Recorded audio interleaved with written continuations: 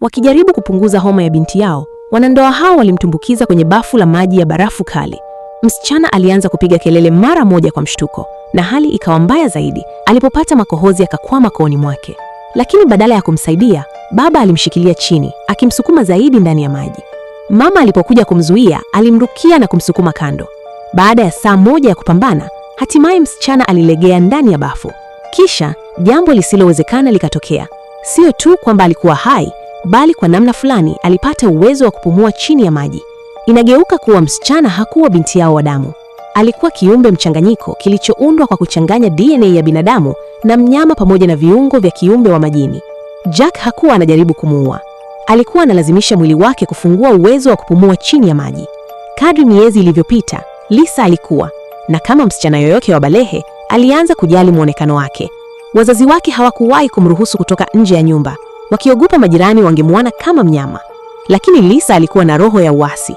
Alipoandika anataka kutoka nje kwa kutumia herufi za sumaku na mama yake akakataa, aliharibu chumba na kutoroka kupitia pazili lililovunjika. Wazazi wake walimkimbiza hadi juu ya paa, ambapo alisimama akivutiwa na dunia ya nje hadi alipoteleza.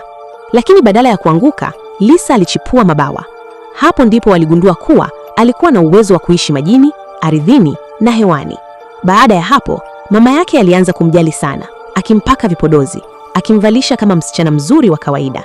Kisha akagundua kitu cha kutisha kwenye drawer ya Lisa, michoro mingi, yote ikiwa ya Jack. Akiwa na aibu, Lisa aligeuza macho. Mama yake alipouliza kwa nini hakuna mchoro hata mmoja wake, Lisa alichukua michoro hiyo na kukimbia. Akiingiwa na hisia ya hatari, mama alimuonya Lisa akae mbali na Jack na akamnyang'anya paka wake, rafiki yake pekee. Lisa alihuzunika. Siku iliyopita, Jack alimkuta akiwa amekaa kwa huzuni na kujaribu kumfurahisha kwa kucheza mziki. Mziki ulipopanda, walikaribiana zaidi.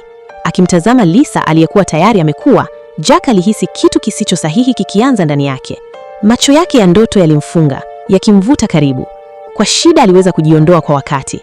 Baada ya hapo, Jack alimkemea mke wake, akimwambia awe mpole zaidi kwa Lisa.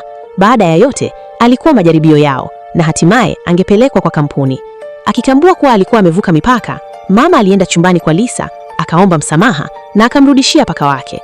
Alitarajia shukrani. Badala yake, Lisa alimchoma paka kwa mkia wake na akampa tabasamu la kiburi na ukaidi. Ilikuwa tayari imechelewa.